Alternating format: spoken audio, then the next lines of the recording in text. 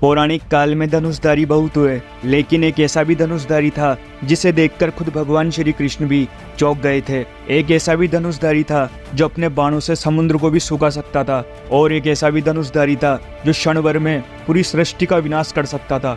सबके पास एक से बढ़कर एक दिव्य अस्त्र थे, लेकिन सर्वश्रेष्ठ तो सर्वश्रेष्ठ ही होता है। कौन थे वे सर्वश्रेष्ठ धनुषधारी? तो चलिए जानते हैं प्राचीन भारत के 10 सबसे शक्तिशाली धनुषधारियों के बारे में। नंबर 10 पर हैं द्रोणाचार्य। जब महेंद्र पर्वत पर भगवान परशुराम अपना सब कुछ ब्राह्मणों को दान कर रहे थे, तब द्रोणाचार्य उनके पास पहुंचते हैं और उनसे संपूर्ण दिव्य अस्त्र का ज्ञान प्राप्त करते हैं। उन्होंने ही कौरव और पांडवों को शस्त्र चलाना सिखाया था। कुरुक्षेत्र के युद्ध में भीष्म के बाद द्रोण कौरवों के सेनापति बने थे। उन्होंने अपनी रणनीति से पांडवों का भारी विध्वंस किया था। युद्ध के दौरान द्रोण ने जो चक्रव्यूह बनाया था, उसमें फंसकर ही वीर अभिमन्यु मारे गए थे। जब तक उनके हाथ में शस्त्र था, उन्हें परास्त करना असंभव था। इसीलिए पांडव छल से उनको मारने के लिए विवश हो गए थे। नंबर 9 पर है अर्जुन। गुरु द्रोण की दृष्टि में अर्जुन थे सर्वश्रेष्ठ धनुषधारी। द्रोणाचार्य ने अर्जुन को अपने सारे शस्त्रों का ज्ञान दिया था। अर्जुन के धनुष के टंकार से ही दुश्मन अधमरे से हो जाते थे। अर्जुन के पास देवताओं के सारे दिव्य अस्त्र थे, यहाँ तक कि महादेव को प्रसन्न करके अर्जुन ने पाशुपतास्त्र भी प्राप्त कर लिया था। अर्जुन दोनों हाथों से बाण चला सकते थे, इसीलिए उन्हें सब्यसाची कहा जाता था। द्रौपदी स्वयंवर में कर्ण को छोड़कर जहाँ सब लोग विफल हो गए थे, वहाँ अर्जुन ने बहुत ही आसानी से लक्ष्य को भेद दिया था। खांडव वन में अर्जुन ने देवराज इंद्र तक को परास्त कर दिया था। नंबर 8 पर हैं भीष्म पितामह। दोस्तों, भीष्म पितामह गंगा माता के पुत्र थे। उनके गुरु स्वयं भगवान परशुराम थे। एक बार तो अपने गुरु परशुराम के साथ ही भीष्म का युद्ध हो गया था। युद्ध में भीष्म और परशुराम जी एक दूसरे पर महाविनाशकारी अस्त्र शस्त्र चला रहे थे, लेकिन जिसके बावजूद भी इस युद्ध का कोई परिणाम नहीं निकल रहा था। आखिर में इस युद्ध को रोकने के लिए देवताओं को आना पड़ा। जब कुरुक्षेत्र का युद्ध शुरू हुआ था, तब भीष्म कौरवों के प्रथम सेनापति बने थे। भीष्म के बाणों के आगे पांडव पक्ष का कोई भी योद्धा टिक नहीं पाया। भगवान श्री कृष्ण ने इस युद्ध में शस्त्र न उठाने का प्रण लिया था, लेकिन भीष्म ने अपने पराक्रम से श्री कृष्ण को अपनी प्रतिज्ञा तोड़कर शस्त्र उठाने के लिए विवश कर दिया था। भीष्म को नियमानुसार युद्ध करके परास्त करना असंभव था, इसीलिए शिखंडी को सामने रखकर अर्जुन ने भीष्म को बाणों की सैया पर सुला दिया।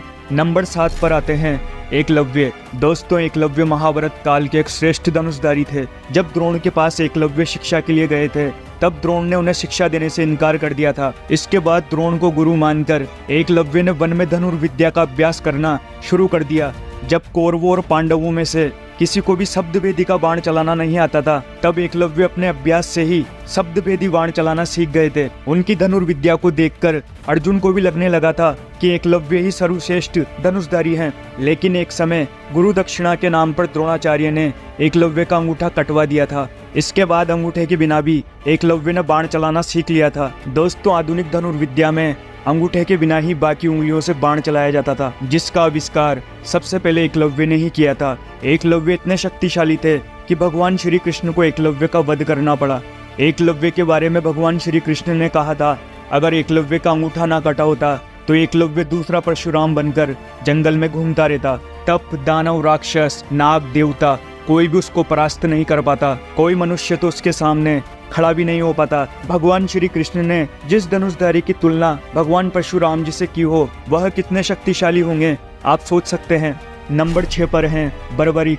दोस्तों, बर्बरिक घटोत्कच के पुत्र थे। उनके पास ऐसे 3 बाण थे जिसके सहारे वो पल भर में कुरुक्षेत्र के युद्ध को खत्म कर सकते थे। बर्बरिक के 3 बाणों के बारे में जानकर खुद भगवान श्री कृष्ण भी चिंतित हो गए थे, जिसके कारण उन्होंने दान में बर्बरिक का शीश मांग लिया। इसके बाद से ही खाटू श्याम जी के नाम से इस धरती पर बर्बरिक जी की पूजा होती है। नंबर 5 पर हैं मेघनाद। दोस्तों, रावण का पुत्र मेघनाद महावीर था। अपने पराक्रम से उसने देवताओं को परास्त करके इंद्र को बंदी बना लिया था, जिसके चलते उसका नाम इंद्रजीत पड़ा। उसके पास ब्रह्मास्त्र वैष्णव अस्त्र और पाशुपतास्त्र, इन तीनों शस्त्र का ज्ञान था। लक्ष्मण जी के साथ युद्ध के दौरान उसने लक्ष्मण जी पर ब्रह्मास्त्र, वैष्णवास्त्र और पाशुपतास्त्र चलाया था, जिसके बाद लक्ष्मण जी के सामने ब्रह्मास्त्र निषेध हो गया था। वैष्णवास्त्र और पाशुपतास्त्र लक्ष्मण जी को प्रणाम करके लौट गया, लेकिन युद्ध के दौरान एक समय उसने लक्ष्मण जी को मूर्छित कर दिया था। अपने नागभास से मेघनाथ ने भगवान श्री राम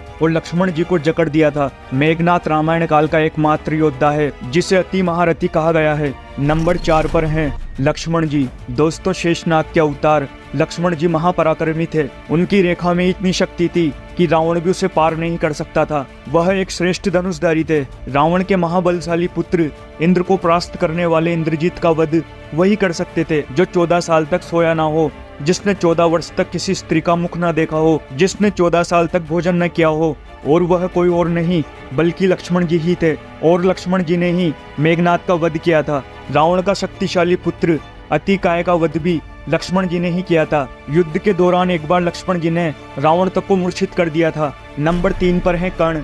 दोस्तों, सूर्य पुत्र कर्ण महाभारत काल के एक ऐसे योद्धा थे जिनके पास ऐसे दिव्य कवच और कुंडल थे जिसे किसी भी अस्त्र से भेदा नहीं जा सकता था। इसीलिए युद्ध से पहले देवराज इंद्र ने छल से कर्ण का कवच और कुंडल छीन लिया था। लेकिन कवच कुंडल के बिना भी कर्ण महाशक्तिशाली थे।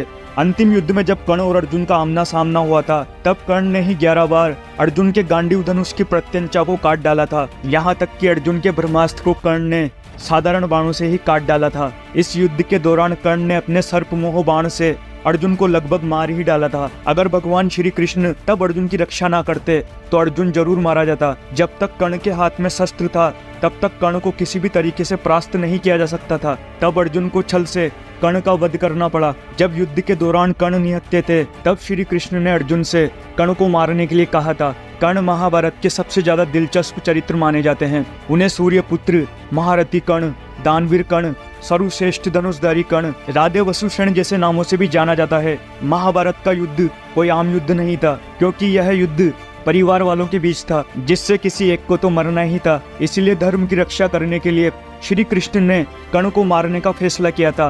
कर्ण को सबसे शक्तिशाली व्यक्ति माना जाता है जो अर्जुन को मार सकता था, इसीलिए कर्ण को किसी भी तरह मारना जरूरी था। कर्ण के मौत के बाद आगे चलकर पांडवों की महाभारत में जीत हुई थी, लेकिन जो अधर्म के रास्ते पर चलेगा उसका सर्वनाश निश्चित है। कर्ण गलत नहीं था, सिर्फ उन्होंने गलत लोगों का साथ दिया था। यही वजह है कि उनकी मौत के बाद भी दुनिया भर में उनको सम्मान के साथ याद किया जाता है।